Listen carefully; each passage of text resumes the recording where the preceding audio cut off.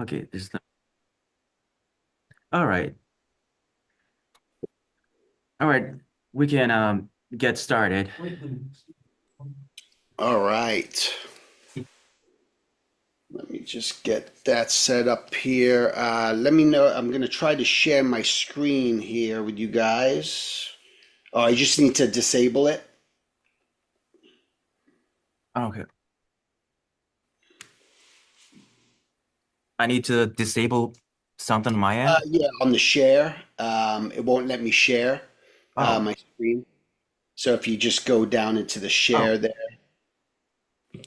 So multiple participants can share simultaneously. Is that Yeah, the there option? you go. Yeah, Oh, that's the one. All right.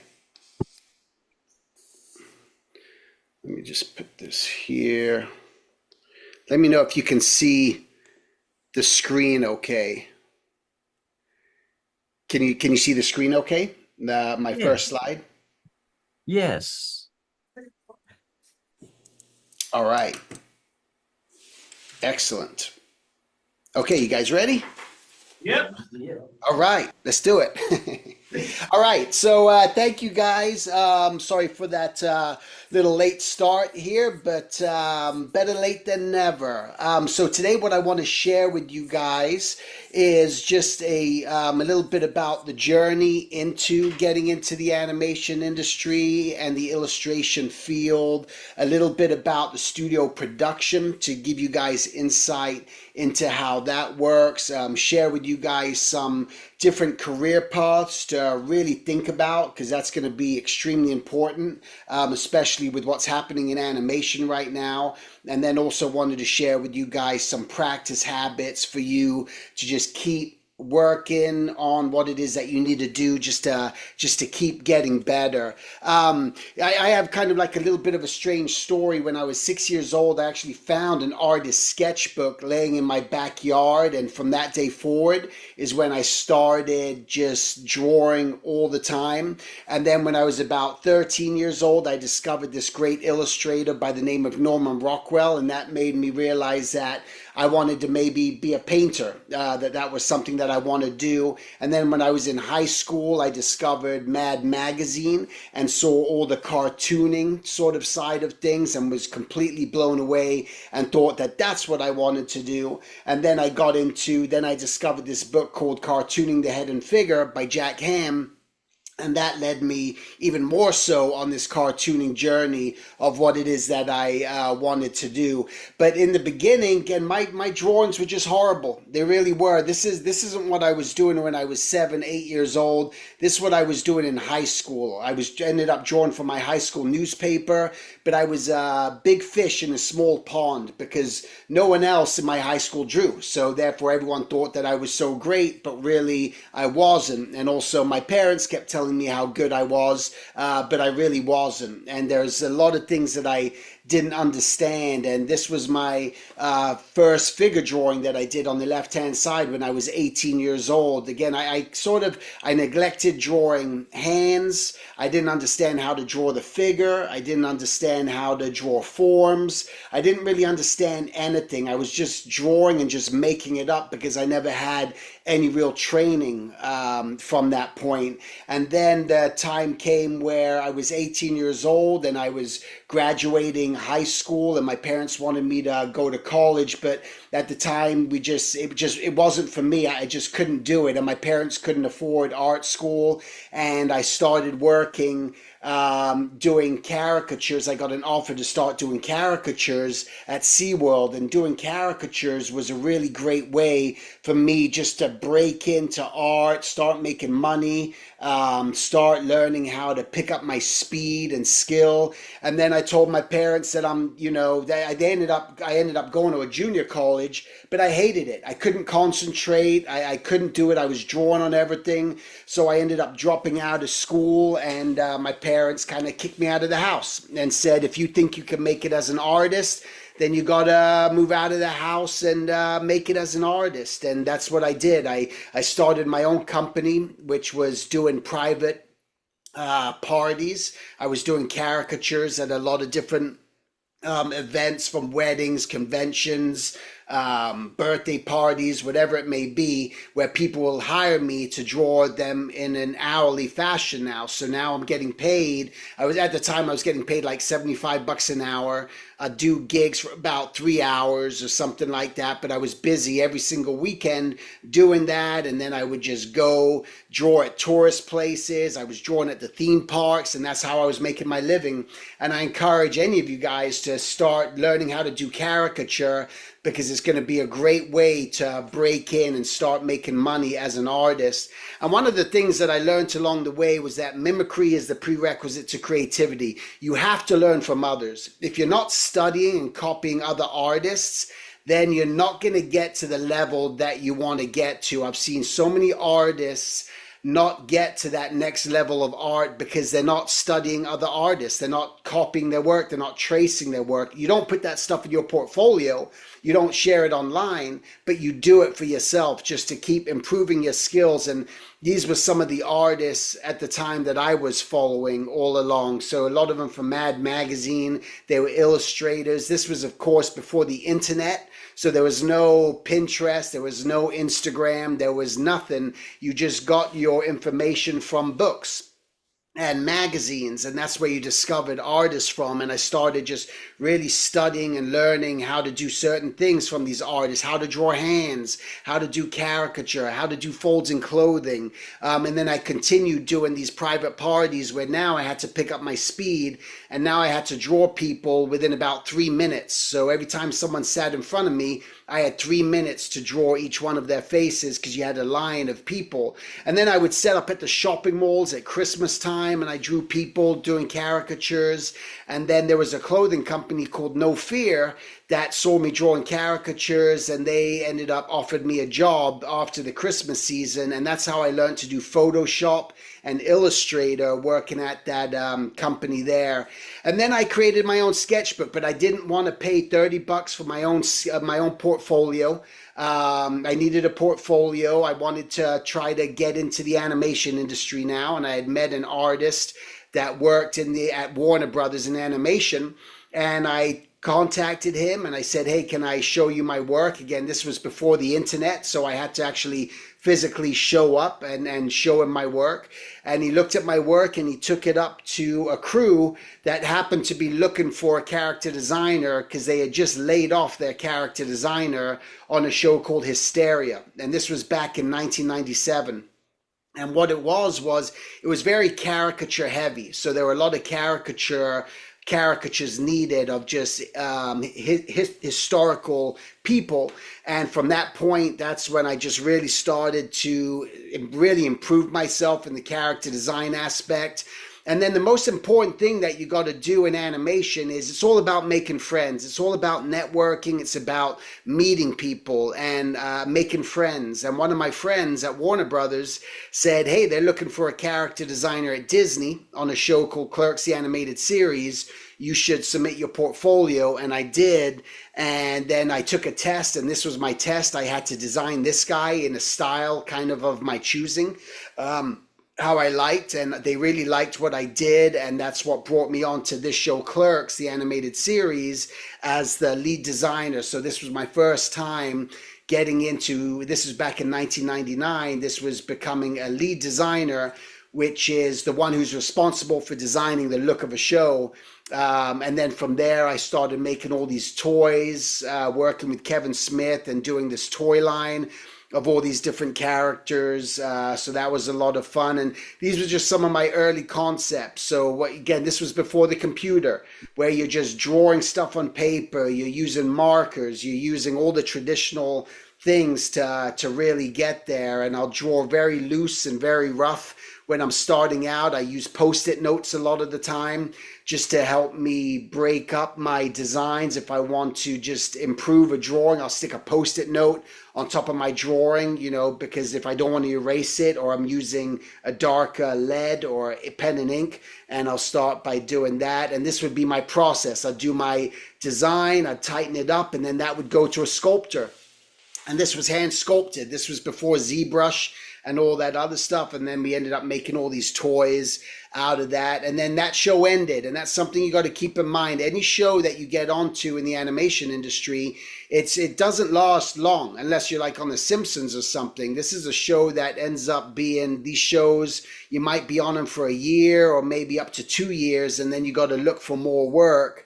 And at that point, that show ended, and then there was another show at Disney called The Weekenders, which now I went on to the second season. They already designed the first season, but they needed a designer for the second season, and it's a whole different style. And that's the most important thing you got to have in your portfolio, no matter whether you want to be a character designer, you want to be a background designer, prop designer, BG painter, BG layout artist, storyboard artist, whatever you want to do in animation, you got to be extremely versatile, because the more versatile you are, the more opportunities you're going to get just working on different shows. And then I was on that show, and then my director from the Clerks that I worked on, was directing a new show, which they were looking for designs for, a new designer. And they didn't have any designs. And they reached out to me and asked me if I wanted to take a stab at designing this show, Kim Possible. And that's when I came on full time, because they liked what I was doing, where now I was designing Kim Possible and all the characters in that show. And you gotta do the rough designs. You gotta clean up the characters too. So that's a very important thing. You just got to know how to do that, do rough concepts. You got to do cleanup, and you got to be willing to do lots of drawing. And that's the thing that I teach all my students all the time, is do not settle. You just got to make sure that you're doing it all the time, and drawing constantly, and know what it is that you want to do, and know what it is that you want to be while you're doing it. And then in the beginning, as a lead designer, which I was on Kim Possible as well, we didn't know it was like up in the air. What does this show look like? What do the characters look like? And these were some early concepts of the character Draken that I was designing and drawing. And then the character on the left, they were liking where I was going with that. And then that's what ended up moving along. And then that character on the top left there was when we kind of settled on what Draken was going to look like. But we still end up pushing didn't make it as caricatured, and pulled it back just a little bit more. But that was the first concept of Draken through there. And then designing everything else in the show. You got to know how to draw animals. You got to know how to draw insects. You got to draw everything and anything that's going to be required as a character designer. And that's even if you're going to be working for any studio, an illustration studio or any other sort of clients. And then your job is to design, most of the time, what's called the front three-quarter view of the characters. So you're designing the characters in their front three-quarter. You're going to eventually have to do turnarounds and all that other stuff. I'll explain that in just a little bit. Again, but mix it up of animals and characters and insects and people. And it's not even your responsibility to do the color. All these colors were done afterwards, where I would do the design, I would do the cleanup, and then it would go to the color department, where now they're putting in the color of the characters, because that's their job. So maybe that's something you're real good at, is doing color, so you could get a job in the animation industry, which is a color designer. So that's something that you want to consider and maybe think about. And then that show ended, and then I went on to this other show called The Replacements. Again, you just got to be very versatile, drawing in different styles. And then I ended up leaving the studio because they were looking for designer at Nickelodeon on a show called Danny Phantom, and that's where a friend of mine said, hey, they're looking for a character designer. You should go up and you should meet up with the creator of the show. And that's what I did. And I went and met up with him, and they gave me a test, and they liked what I was, Butch really liked what I was doing. And that's when I got on to Danny Phantom. And here's some early development of some of the characters that you would do. Because again, you're sitting there and you're just drawing all day long, just coming up with different concepts, different ideas. What could these characters look like? And then going back and forth and showing the director and trying to get the approval. The thing that was different about Nickelodeon was we had a cleanup team. So this would be like my cleanup just on a with pen and ink, but it would end up going to a cleanup team there, and they were just using Illustrator. So these were early developments of a character called Skulker that I designed. Here's some early development of Danny Phantom, just trying to figure out his body proportions and his shapes and his hairstyle and all that stuff. This was a character named Vlad, and you can see just all the different variations of just that one face, just trying to find what this character's face could look like, and eventually putting a body and everything else onto it. And then on the top there was some more early development of Danny and his sister and Sam, but then we still evolved it just a little bit more and just simplified the characters even more, which was what the finals ended up looking like on the bottom there. And here was even some early on development of the characters through there of what I thought that they could possibly look like at that time. But again, we were always evolving things and changing things and trying to just figure it out. There was an early version of Tucker, on there, if you guys are familiar with the show. Danny never used to have a logo, and then the marketing department wanted a logo on him, so then I designed that Danny Phantom logo that he ended up having on his chest. But typically I'd get a script, and then I'd break down the script, start drawing the characters, and then I would do a few variations and then show them to the director for approval. And then if he liked it, then would settle on one, go to the cleanup department, go to the color department, and then you'd have your character. And then also worked on Fairly Odd Parents for a little bit. And most of the time when you're working on shows, you're doing what's called special poses. So your job is just to be able to draw really well in any style. You're going to be going off the storyboard. So you're going to get a storyboard, and now you got to take the characters and design them or put them on model. Maybe they don't even exist yet, and that's going to be your job, something that you need to do. And then I ended up leaving the studio and working on a movie called Cloudy with a Chance of Meatballs. That was my first introduction into CG and just learning how to go about that and start designing characters on that show. And I would just, again, always just try to come up with a lot of different concepts. A lot of my drawing skill has come from me drawing from life all the time. I do a lot of figure drawing class. I draw in my sketchbook all the time. And I also rely on caricature, because caricature is what guided me. And I'll try to figure out a face on a character. When we were designing this character, he was going to be voiced by Morgan Freeman. So I started with just an idea. We didn't want it to be an exact caricature of Morgan Freeman, but I would start there and start building up the rest of the different faces and ideas and concepts around it. I did the designs for the Charmin Bears. If you guys have seen the commercials, the CG commercial on that front. The last production job that I worked on was Guess Who and Scooby-Doo. And that they called upon me to start doing caricatures on that. So caricature has guided me throughout my whole journey, being able to come and do that. And then just, you got to be able to rotate the characters. And this is why the more you practice drawing the human face and not settling on one style, that's the most important thing. Because if you're just working on one style, you're not going to get the jobs that you want. And then I ended up getting hired by Mad Magazine to work for them. So I was working for them for a couple of years and doing a bunch of illustrations for them. So that was a really fun time.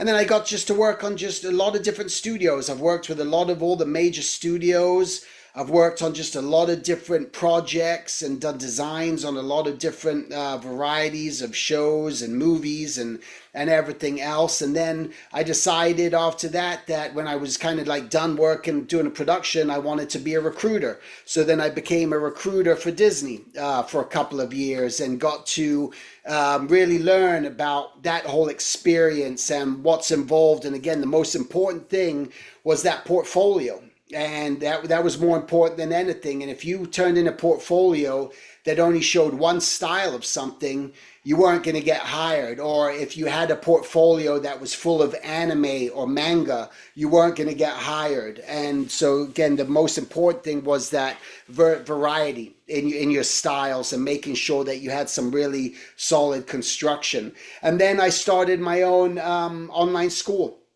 And that was something that I just really have been teaching since I was very young, and just love doing that. So I know I can train artists specifically how to get better and improve their skill set. And that's what I do now is I train artists all around the world online in how to just really improve their skill set, get better at drawing, get better at observation, learn how to do caricature, learn how to do figure drawing. And these are all the different things that I'm focused on. This is where a lot of my time now is spent doing that, and then doing things like this for you guys, doing school talks, traveling around the world, doing all that fun stuff.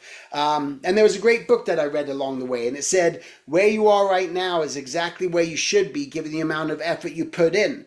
Which, again, meaning if you're not putting in the effort, and if you're spending more time, scrolling on your phones, binge watching shows, doing all that, you're not going to get to where you want to be, right? Because that's sort of like it's cheating the discipline, and the discipline is that you got to make sure that you're going above and beyond, that you're drawing all the time, that you're doing your assignments in school, you're doing your best, whatever it is, you're showing up to figure drawing classes, you're coming to events like this just to learn something and hear something new that you haven't heard before. And that was from a book called The Practicing Mind, which was a really great book. But I want to share with you some different career paths and things just to truly think about. You got to determine for yourself, what type of art do you do? Do you wish to do? You got to determine what that is. You got to know what that is. Again, there's so many different areas. I'm going to go through some of them, but you want to know what that is, because once you know what it is you want to do, you're just going to start getting better at it. And are you a Walt Disney or a Disney employee? And what I mean by that is, are you someone that wants to own your own company, that you want to be more entrepreneurial, you want to start your own YouTube channel, you want to start your own clothing line, you want to start your own comic book? Are you that person, or are you someone that just wants to show up and be told what to do? And again, not that it's a bad thing, I did it for years, but is that where you just want to just clock in and clock out and be done? So you got to determine that for yourself.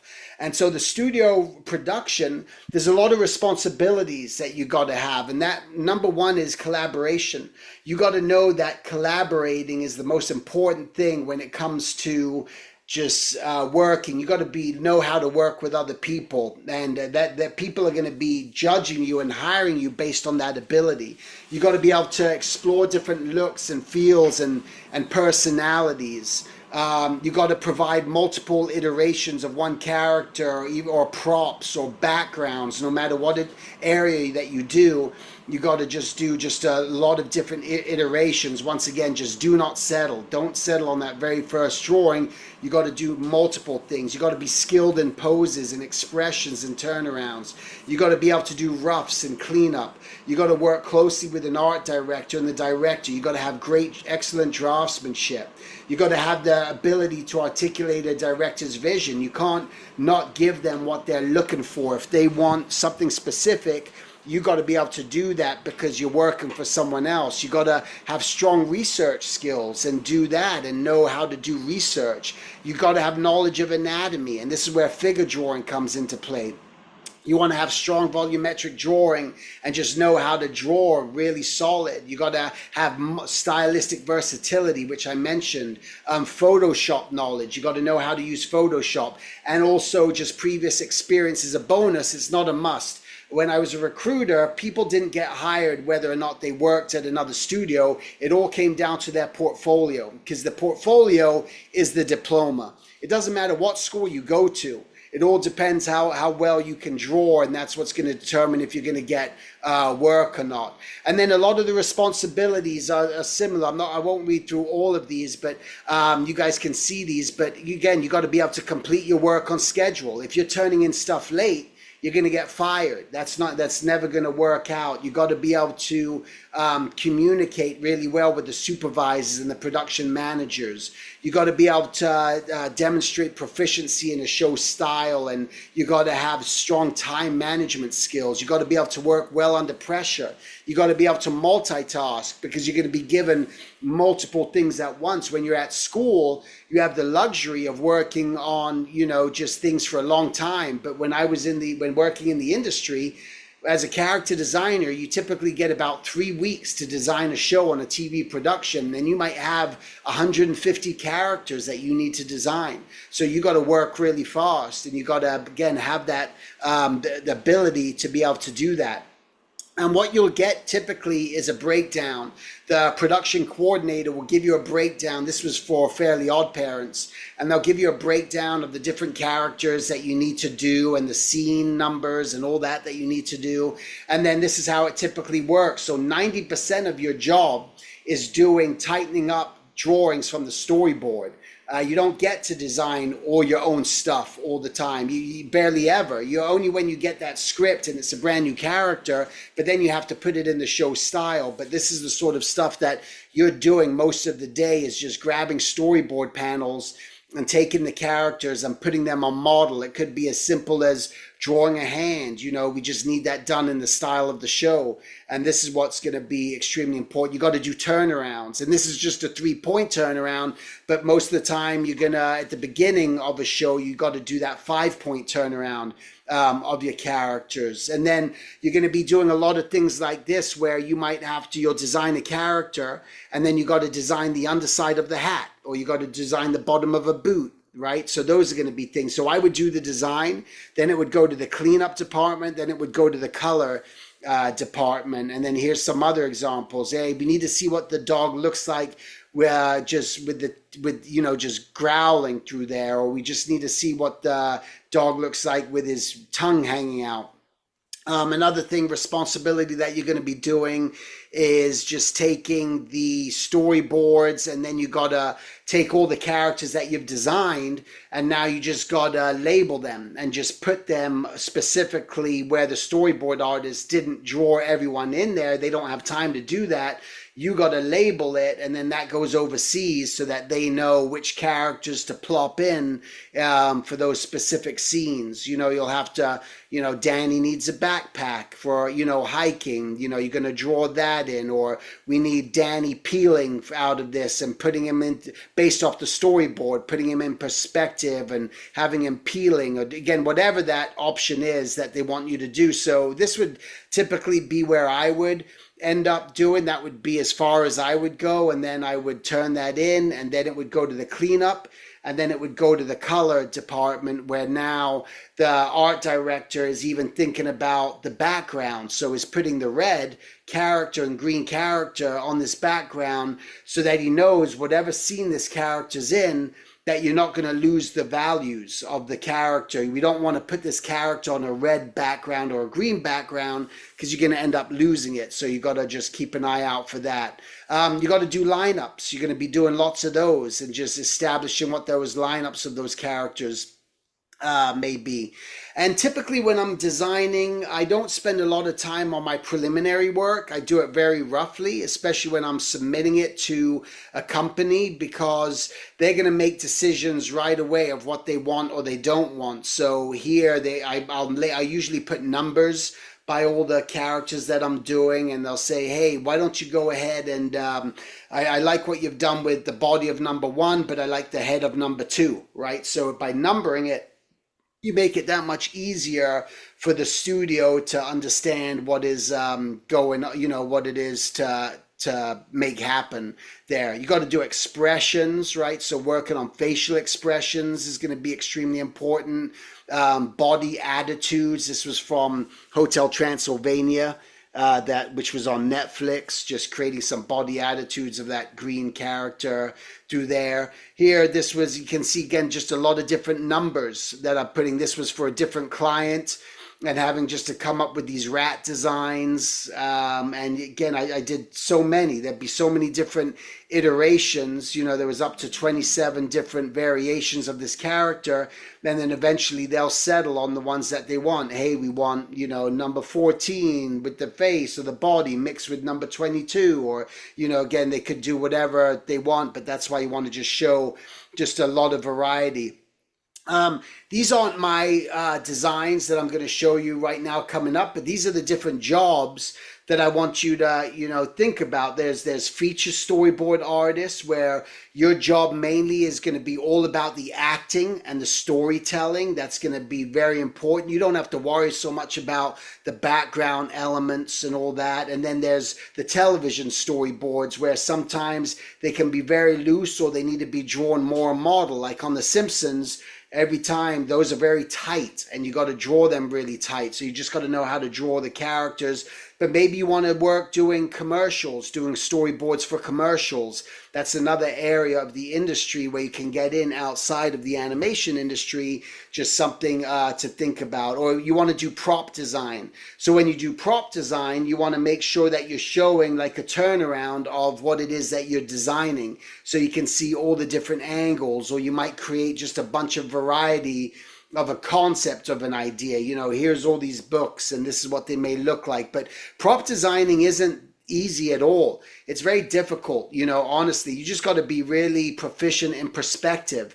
And imagine having to draw a bicycle and you got to draw it in 3 different views, from a top view, a bottom view, and move that around. Or you got to draw a car and doing things like that.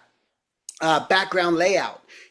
Background layout is where you're just drawing the background, where it just might be line artwork, or maybe more for a feature film or something. You got to put more tone and everything else into it.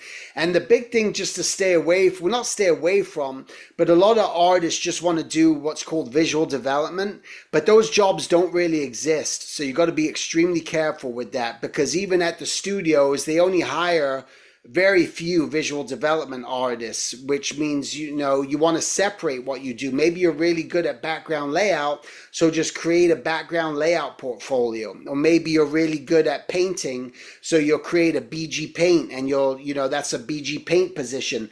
In that position, you don't have to draw the backgrounds, you just need to color them. So you're going to want to play around with that and play around with a lot of different styles, a lot of ways of different coloring things, like doing things like this, color keys, which is more for concept design. If you want to do working in video games, where you might just take one location and light it differently in all these different elements, just to show what it looks like at all different times of the day and giving it mood.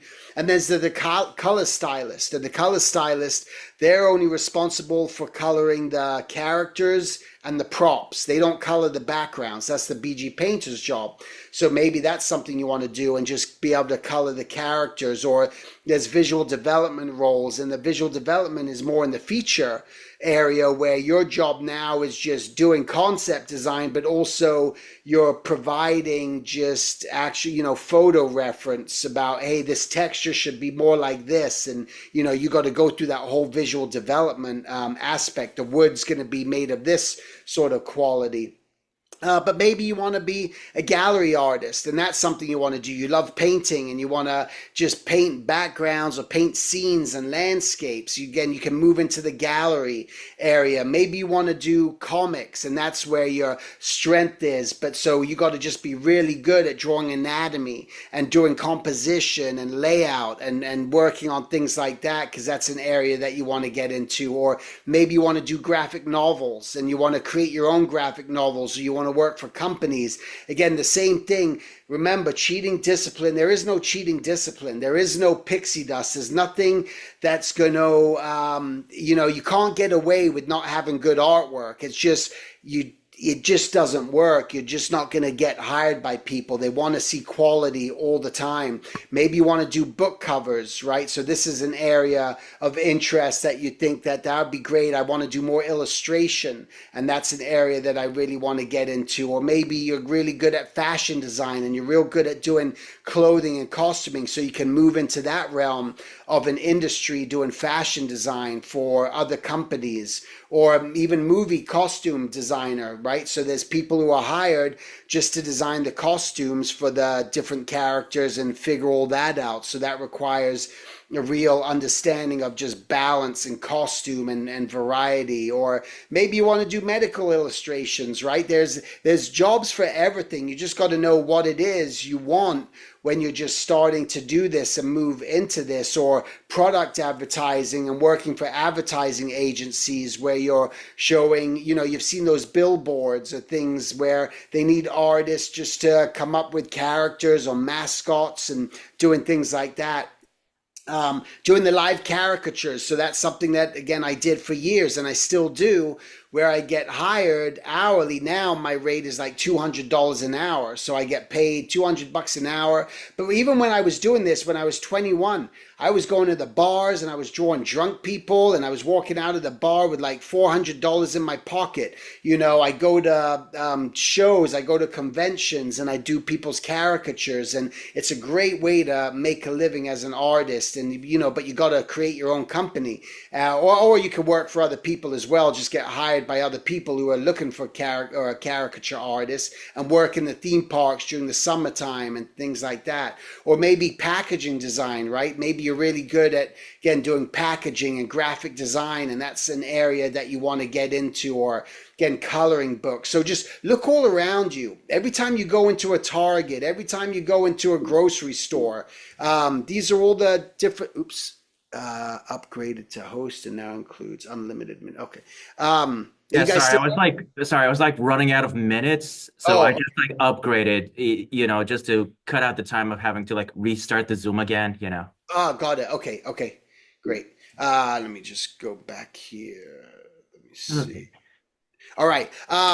There's getting into, toy designer. If that's something that you want to do and you want to start making toys, but maybe you got your own ideas and you can create your own Kickstarter or do something and finding your own way and go to a toy fair and a toy show or a licensing show, or doing branding, mascot branding, and designing characters for just different corporations, whatever they may be, or clothing design, and reaching out to companies who do clothing design. Again, when you just go into a store like Target, you see all the clothing design and all the cartoon characters. Those are artists that are being hired to do the layout and create these using different licensed characters, right? Or there's the video game designs that you want to get into, or even just animation, right? What area of animation do you want to get into? Do you want to do stop motion animation? Do you want to do just animation that's more, Flash or Toon Boom Harmony? Or again, what is it? What sort of animation do you want to get into there? Or game cards? Maybe, we see a lot of game cards are very popular right now with like Lorcana and so many different ones where that's a big thing, but you got to know how to do development, visual development. You got to know how to compose and color and do all these, if that's an area you want to get into. Or movie poster designs. It's not as common anymore, but it's still out there and still exists. And there's independent companies and independent people who are looking, to create that. Or industrial design, where all the products you see on shelves, they're all done by drawings, right? They all start there, they're designed, and then they're made and manufactured, and that's every single product that you look out and you see. So that might be an area that you want to get into. Or spot illustration for magazines. You go to the bookstore, the magazines, the supermarket, open up any magazine, and you're going to see illustrations in there done by artists that maybe you want to reach out to those companies and doing things like that. Or children's books, creating your own children's book, selling your own children's book, or just doing it for other people and working with publishers doing that. So again, maybe you want to do tattoos, and that's an area that you want to get into. So there's so many different areas beyond the animation that you just got to start looking around. You got to think outside the box and just say, what do I really want to do? And again, am I interested in starting my own company? Am I interested in collaborating with friends of mine and building my own video games, starting my own platform, doing, again, my own YouTube channel, which I advise everyone to start creating their own YouTube channel and starting today. With that, you might even be creating your own animations that you want to put out there, and just build up your brand and your awareness. So these are very important things. And the big thing is to see, observe, and remember. And this came from this course. It was called the Famous Artist Course, which came out in the 1960s and 70s. But the instructors always talked about, in order to grow and get better, you got to be able to see, you got to observe and you got to remember these things, right? So you got to look at people. You got to just as much as you can. Don't try to draw just out of your imagination all the time. You got to be able to look at something and put it on paper. But I want to share with you guys some practice habits on how I got there. So the 7 things that they did where I was learning how to do portraits. I learned how to do caricature. Life drawing played a huge role. Memory sketching, I'll discuss what that is. Drawing from videos, having a sketchbook, and then focusing on designs. Those were the 7 steps going through there, but you want to make sure that you're drawing from life as much as possible, that you got your sketchbook and you're not just trying to draw again out of your imagination, that you're drawing from, you're going to figure drawing class, you're going to the cafes and the coffee shop and looking at people, and you're drawing from reference and you find reference to draw from. So you want to mix it up between those 3 things. So with the portraits, I was practicing using gouache paint. I was using watercolor. I was using markers. I was using acrylic paint. I was just trying to practice with everything. And then with caricature, by having an understanding of portrait, just made me get a better understanding when I was just starting to caricature people and things. It just became that much easier because I understood how to put things together. And that was where my training was in the caricature realm from doing that. And then figure drawing. You got to go to figure drawing. You got to draw the gesture. You got to learn how to draw the full body. You got to be able to draw it quickly. You got to be able to draw the face. Don't go to figure drawing and not drawing a face. You know, make sure you're doing that. Make sure you're just drawing in the hands. Make sure you're drawing in the feet. Play around with a lot of different mediums. That's something that you want to do all the time and practice with that. Again, this is also important because when you understand how to do this and you draw from life and you learn to put the energy, all that stuff ends up coming into your artwork. And that's why you got to build up your speed and be able to draw this stuff within about 1 minute. 2 minutes, 3 minutes. Don't just spend all your time doing 30-minute, 20-minute sketches. Just try to find all the feeling and movement in the characters, because then you can just start to really build up that stronger portfolio. You want to draw people in the nude. You got to draw people wearing costumes, right? Because if you're not drawing people in costume, that's what you're doing the majority of the time as an artist, that's what you have to do. So you got to learn about the folds in clothing. And again, the better your portfolio is, the more chances you have of getting that job within the industry. So that's really important. I use zigzags a lot in my drawings. I feel like it gives my drawing just a lot of movement and feeling and character, so I play around with that as much as I can. And then memory sketching is just drawing from memory as much as possible, to where these were when I went to the DMV, but I didn't have my sketch pad with me, but I was just trying to remember people. I was really just observing people, and then when I came back home, then I just started to draw what I remembered. And of course they're going to look different, but there was an element of them that I remember that I distinctly wanted to make sure that I put on paper. The same thing here, where I'd go at my lunchtime breaks when I was working at the studios and go and observe people on the street, and then I'd come back and redraw them what I think remembered that these people look like. And I did it with friends, so it was a great way to do it. This is something you can do with your friends, is all of you go and spot someone. Don't draw them, but just go, let that person be our target. And then you guys all go back to your drawing boards and you all draw it and see what you came up with and see how similar the characters were that you drew. And it's as simple as this, where you might look at someone and observe them and say, God, what is it about that? Look at her personality. Look at her body language. Look how she's standing. Look how she's holding her weight. What is she wearing? And you try to recall all that information as much as possible, and then eventually you get to that next level. And then drawing from video. You want to make sure that you're drawing from video as much as possible. It could be, I like drawing from sports, things that could be like sumo wrestling.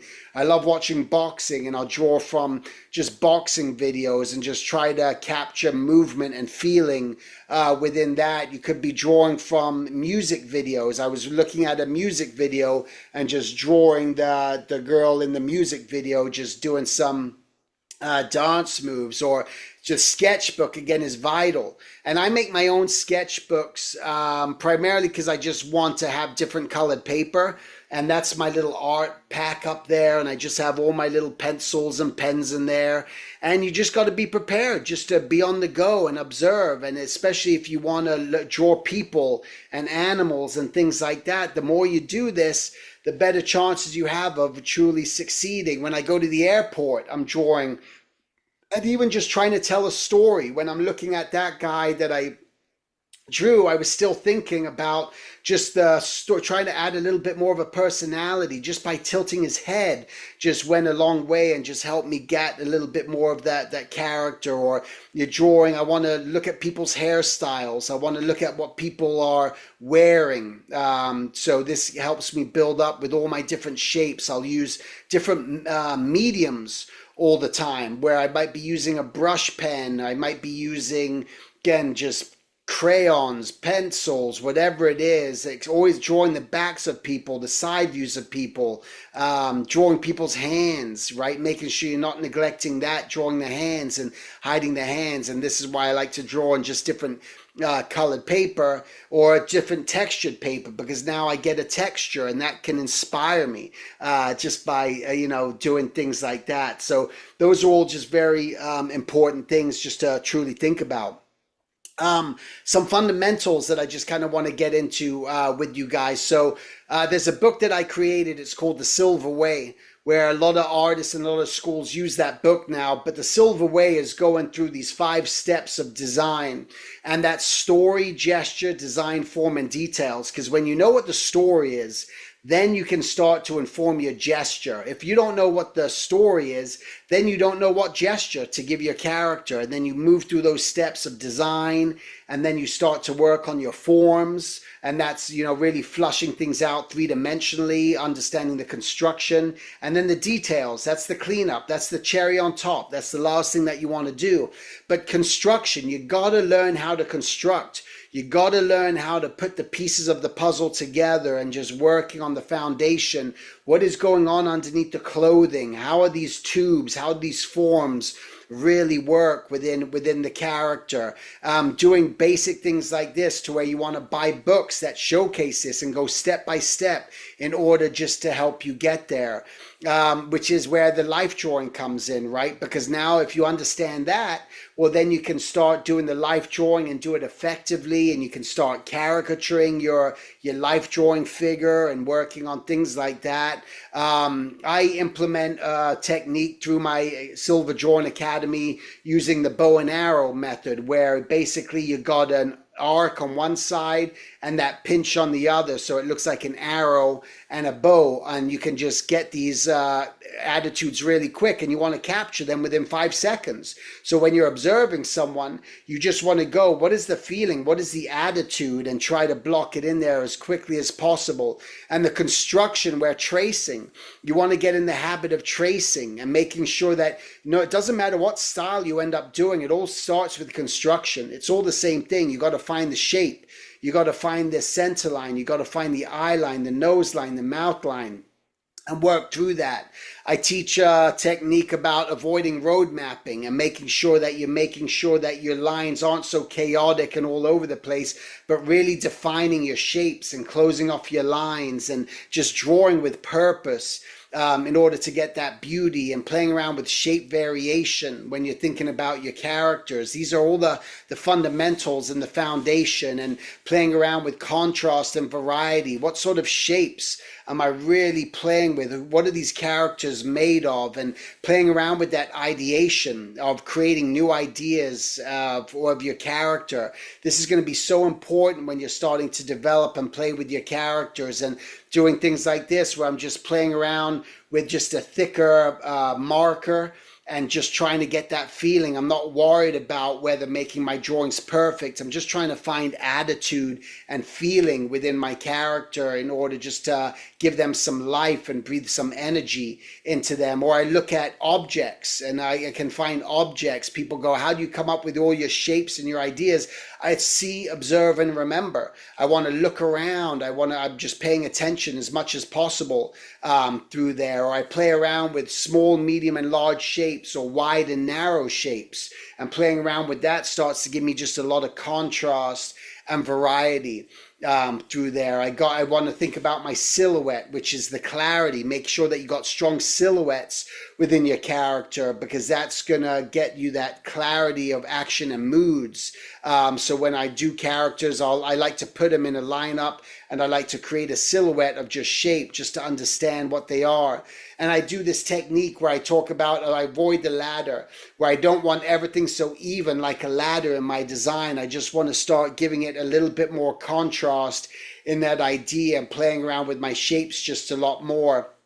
And I can do that with a face, but instead of making everything so even, I would just want to move those angles, and move things up and down, and avoiding the bowling ball, so you're not making everything so the same. You might have two big eyes and a small nose, or you might have two small eyes and a big nose on your character. Like when you look at characters like this, they offer that idea of contrast within your characters. So those are things that I'm thinking about.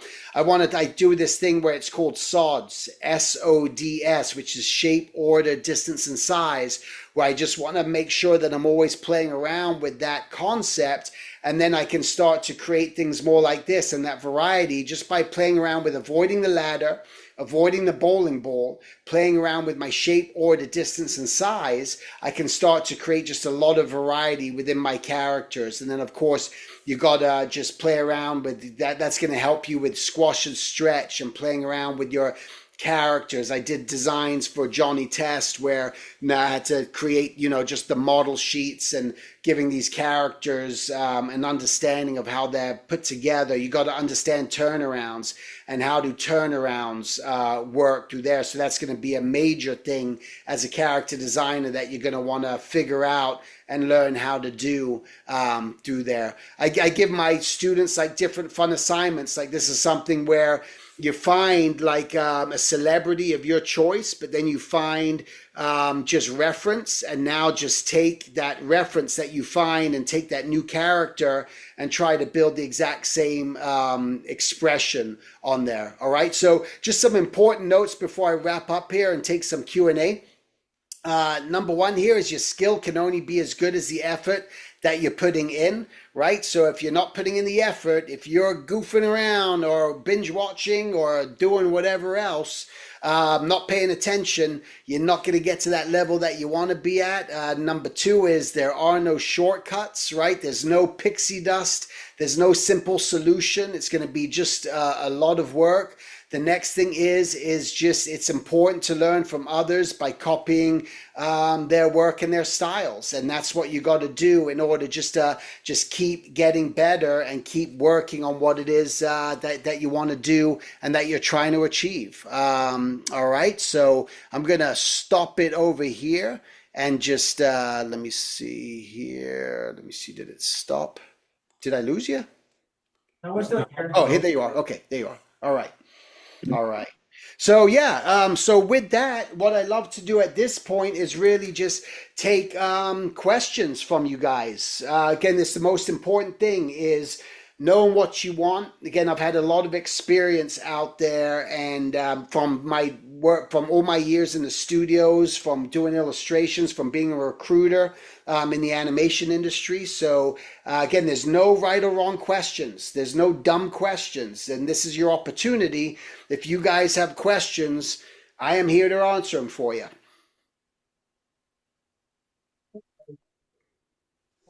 It's like kind of emote lag, but like it's only the computer itself that's picking up. I guess I can just kind of start off. Can you hear my voice?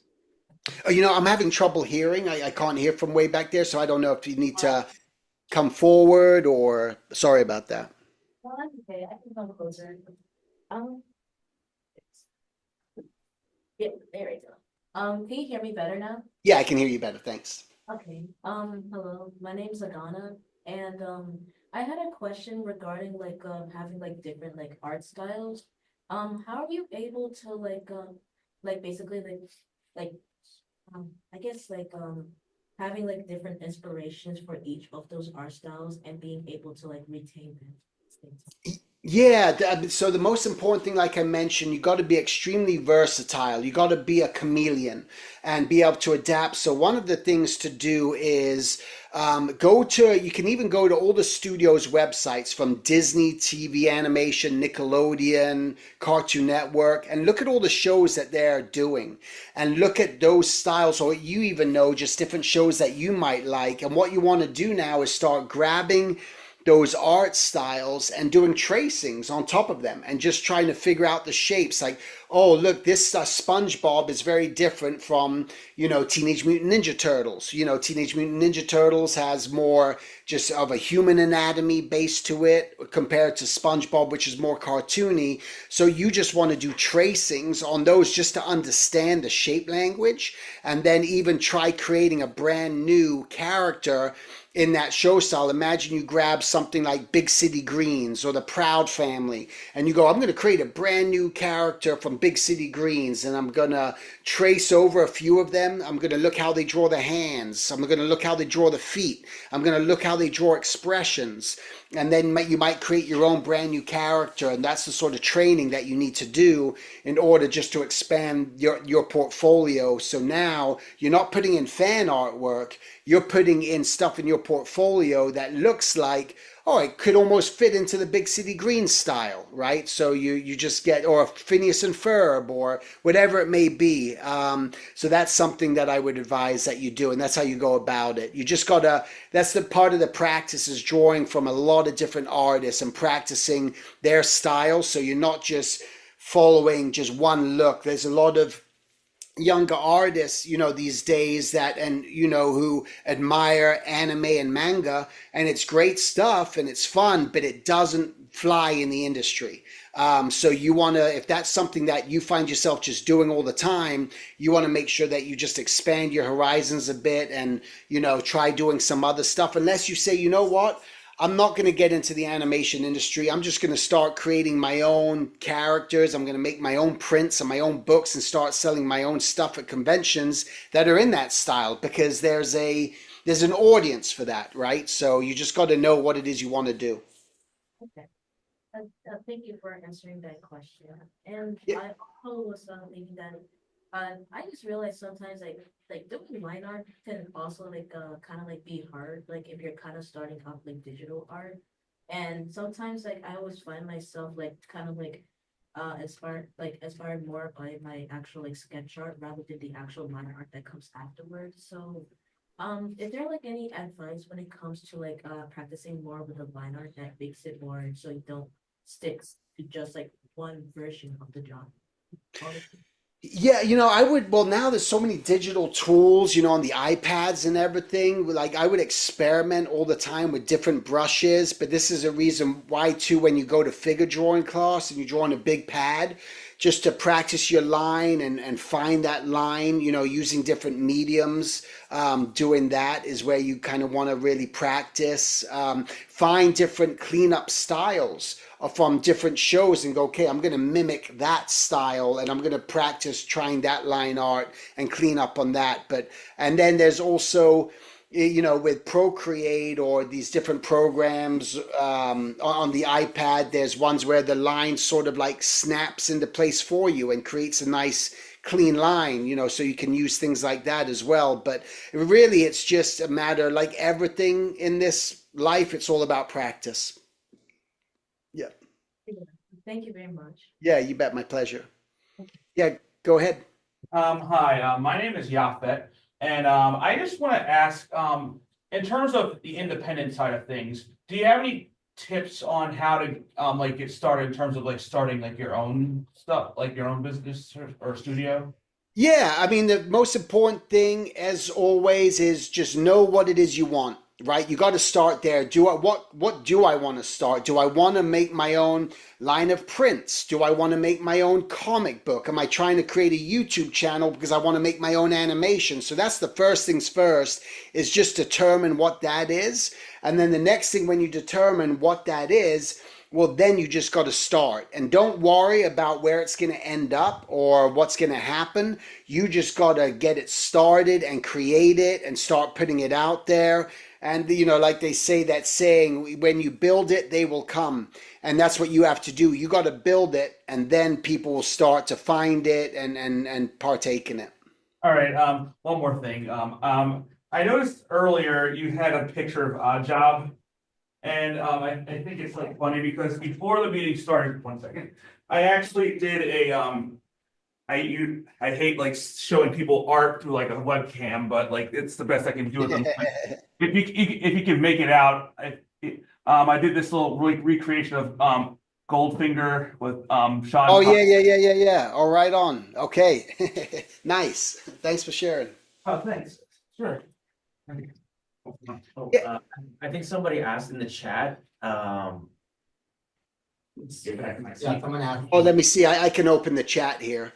Um, is it better to have different styles from the portfolio? Is there a way we should format our resume with our art to catch recruiter attention? Because I'm assuming we have a few seconds to catch their attention.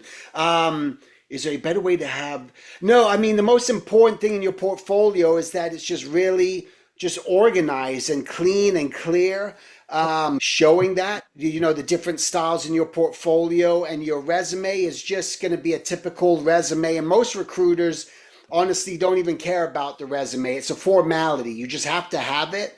But what's more important than the resume is your art.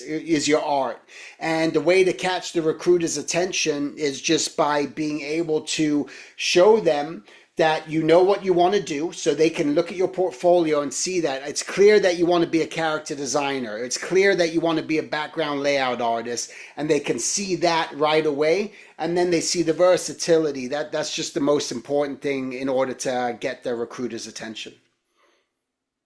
Yeah, go ahead. Oh, my name is Jules Hinman, short for Julian, and I create a lot of cartoon series, and one series I created is called Miss Ma'am. It is about it is about a female sex symbol who commits acts of cartoon violence towards people when she doesn't want them, but they flirt with her anyway. And I'm trying to figure out where can I market this series, because I can understand how in some markets it would be too risque for them, like Nickelodeon or Cartoon Network or something like that. Sure. Yeah, it's really honestly something that you're going to have to do on your own by creating your own YouTube channel and trying to create it on your own. There's a lot of different things out there to help you create your own animations. A lot of people do it, and that's going to be the only way to do it. Really, at this point, is just start creating it on your own, putting it out there, letting people see what it is, and that's going to be the best way to really do it. So get that YouTube channel going. I already have a YouTube channel where I put it on there. Oh, okay. Yeah, that's it. And then now it's about getting the eyeballs on it. And the more you keep adding to it, make sure you're consistent every time you're doing something, so you don't put something out and then you wait 2 months before something else comes out. You got to keep it active. Maybe you're showing yourself drawing or doing something like that. All right. Yeah, I appreciate the advice. Okay. Thank you. Yeah. Any other questions? I was curious, how many samples should one put in their portfolio? Yeah, there's no right or wrong with that.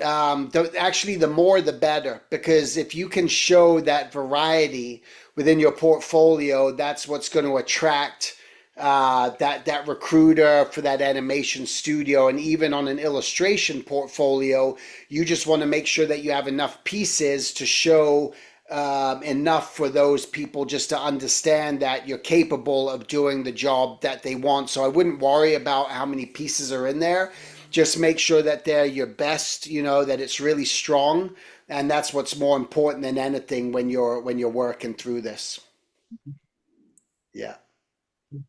And do you have any recommendations for conventions to more likely to meet other recruiters? I mean, one of the biggest conventions, animation related, is one called Lightbox Expo, which happens in California, and then there's one coming up in Tennessee in February called Animation Y'all, ALL, and that's another animation one. But there's not too many animation conventions for that, but there's a lot of conventions that always happen, and you can end up meeting lots of artists at those conventions. And when you meet those artists, you can get feedback from them when you're there, just to get advice on your portfolio. Okay, any other questions? Yeah. Hey, what's up? Good. I got a question about character deadlines. So whenever you're like designing your characters, or like how many you have to design, and when that deadline like comes to like to show the upper representatives, do they like usually just like pick whatever character works best for like what they describe the character and how they view them basically? So when you're designing the characters, you're always going to be working off a script, and then you're going to have to work from that script, and that's what's going to help you understand who the characters are, and that's what you're basing it off of. So you're not just designing a character out of thin air. There's always going to be a particular reason who this character is, and then you're going to learn about their attitude, their personality, and then it's going to be your job just to provide just a lot of different variations of that, and then the director is ultimately going to make the decision on which character you're going to be doing. And then within a show, you might even like I mentioned, you might even have to do up to 100 characters that need to be designed, or do turnarounds of characters and the expressions and attitudes. But it all starts with the script in order just to help you get there. And then the directors will usually help wheel you in, So I think, did that answer your question? Yeah, pretty cool. Okay. Yeah, that's help. Thanks. Cool. Thanks. Hello. Hi, Speak loud enough so that like the computer can hear you. can you hear me from here? I think so. Yeah. All right. I'll move a little closer, please. Right, so, my name is Jenna, and, I do love your work, by the way. And Thank you. I was just wondering, how many the character designers work on a project at a time? Yeah, usually on any given project, there's anywhere from 2 to 3 character designers on any show. So if there's a studio, like a lot of the studios, they may have about 12 different productions going on. So there might be on average, about 2 character designers on each show. So there's never as many character designers as there are storyboard artists. There's usually anywhere from 10 to 12 storyboard artists on any given production. And then, on the design department, whether that's prop design, color design, character design, there's usually only about 2 to 3 on each show. Okay. Thank you. Okay. All right. You have the floor. Hi, my name is Abby. Your work is really cool. Practically showed my whole childhood. Thank you. So my question basically is like, do you have any advice on like working your way up to creating like an animated show? I'm sorry. Could you say that a little bit louder? What was the question? Do you have any advice on like creating your own like animated show? Oh yeah, right. So I would. It's an area that I would say that more and more creators need to start thinking about now, just creating their own show. And the advice is you're gonna just want to learn about storytelling. You got to learn how to write. Right, and just understand just from looking at lots of different scripts, and you can find them on the internet.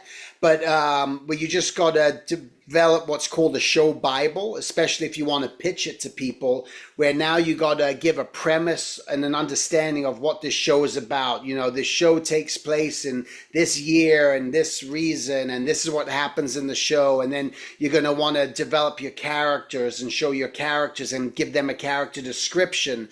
This character is the as the adventurous character. This character is the brains of the operation, or whatever it may be. You want to give them the descriptions and talk about the world, what sort of world they live in, and also think about at least about 10 different episode ideas that you can tell someone about. Well, this episode, these guys go on this adventure and this is what happens, and that's how you just start to do it. But I would say just do a lot of your own research, again through Google. Look at shows that you even like today and just look at them on the internet and type in like what is, let's just say it's Danny Phantom. What was the premise and story behind Danny Phantom, and just see how it writes it out and what it says. And that's what you have to do. Look at Wikipedia. Wikipedia is a great resource of a website just to give you a description and a breakdown of shows and characters, and those are things that you have to do. And then once you establish that and understand what the show is all about, well, now it's either going to be you try to pitch it, which gets very hard if you don't have an agent. Otherwise, it's now created on your own or with friends of yours, and try to create your own little show and idea through YouTube is the way that people are starting to do it more and more. Thank you very much. Yeah, you bet.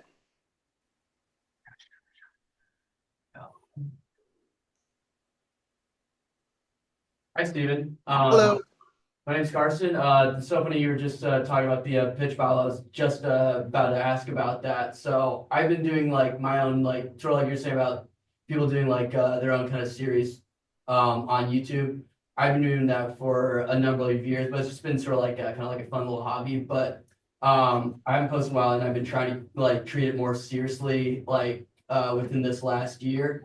Do you have any recommendations on like how long, or like what, like I guess would be like any recommendations for like a pitch Bible?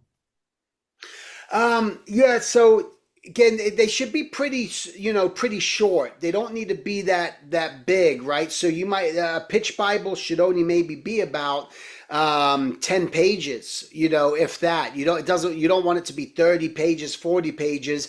You just got to be real specific. Like, this is the, premise of the show. This is what happens. These are the characters. These are some episodes of what it's going to be about. Here's what a background looks like. Here's what some of the characters look like. But you want to keep it pretty short and pretty straight to the point, because by doing that, otherwise you're going to lose people's attention. And you want to have what they call like the elevator pitch. And the elevator pitch is when you're in an elevator, you're in the elevator for, very quickly. How quickly can you explain your show to someone so that they understand what it is that your show is even about, So that's something that you just want to be able to think about. And then from there, again, it's a matter of now really creating these things on your own and going as far with it as you can. And don't be afraid to show stuff on social media of what it is, just to try to gain interest and see if anyone's interested in it. So that's what you've got to do. Okay. And I just have like one like last follow-up question. Since we're looking to hopefully be posting this stuff within 2025 is the goal. Do you have any recommendations on how like we could market ourselves? This is since like I don't have an agent, and this is just a lot of just my friends who are just like helping out with this. Yeah, again, the marketing now is just constant repetition. So it's like a lot of it's going to be on YouTube and Instagram and LinkedIn.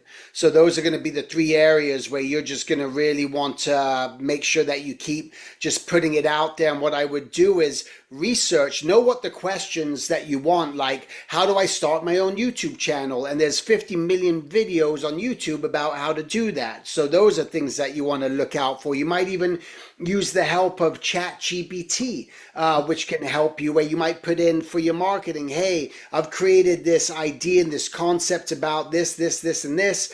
What are some strategic ways to market this show and find the right audience? And you'll get a list broken down of ideas for that. But again, don't worry so much about the marketing before you create it. You got to have a good product, and the marketing kind of almost at that point takes care of itself, because if something's good and it's out there, you don't have to do so much just to get people's eyeballs on it, and they're going to want to see it. So make sure that you put all your attention and focus on the quality of it, as opposed to just trying to market something.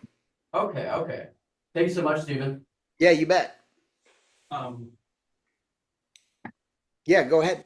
Yafet again. I have a question, just about, outsourcing animation. Particularly like when it comes to like US productions. Like, is that always necessary? Just out of curiosity, or is there some productions where it's like you don't need to outsource to like Korea? Well, yeah, the majority of all the studios are outsourcing, but you get studios like Titmouse and sometimes like Bento Box, where they're doing their own animation in-house. But the majority is all the stuff is outsourced. It's just because it's less expensive. You don't have to do it if you're working on your own project. Again, you could do it yourself or work with friends, but the studios are all outsourcing.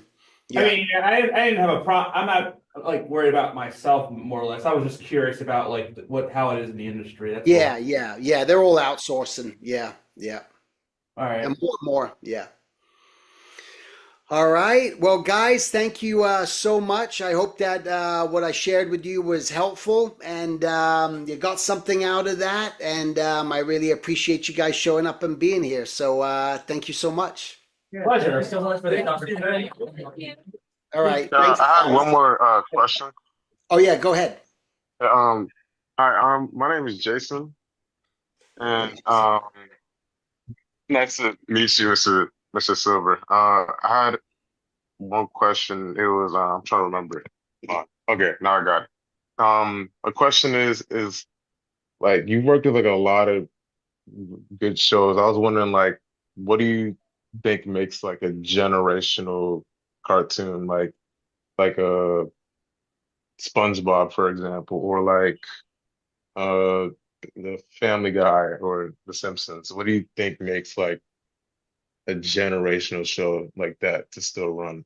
Yeah, it's. I think it all comes to character. It's not necessarily the character designs as much as Hmm. the character themselves, and that they're relatable. That's the most important thing. That there's heart, there's feeling, there's story. Because all the shows that you enjoy or they stick with, you can relate to that character in some way, and that's what makes you cling to something. So if there's something that really helps you relate to that character, that's what's going to do that for you. Otherwise, it's just really funny and it's really engaging, and you get a lot of entertainment out of it, and it just keeps you occupied. So that's what it really is. It always comes down to the story and the scripts. That's what it always comes down to, because you can have the best looking show in the world and design it the best way, but if it doesn't have a strong hook and a strong story and strong characters, then it's just going to eventually vanish and disappear. And it's like that with any live action movie, the same thing. You know, those movies that we really feel something towards, that's what brings us back to watch them over and over. Yeah. Gotcha. Gotcha. Thank you.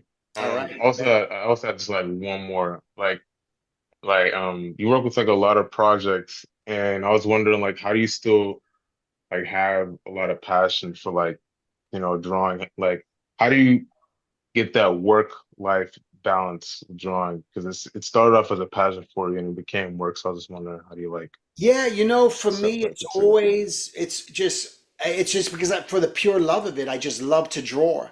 It's something that when I see something, I can get inspired very easily. I might just see some other artwork, or I might be watching something and get inspired. And I'm not Hmm. inspired all the time. It doesn't happen all the time, but to go into life drawing classes helps keep that sort of like passion alive for me. But again, it's just something within me. I know that I'm an artist within.